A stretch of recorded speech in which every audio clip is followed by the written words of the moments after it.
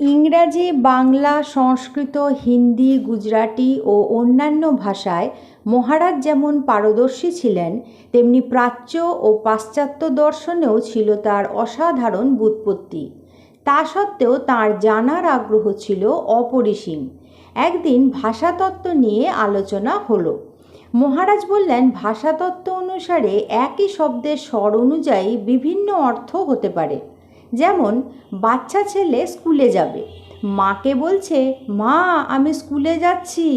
মা বললেন, যাও। এখানে স্বর মিষ্ট, অনুমতি দেওয়া হলো।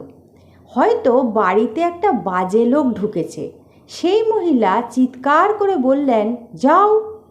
এখানে যাও মানে গেট আউট, স্বর রুক্ষ।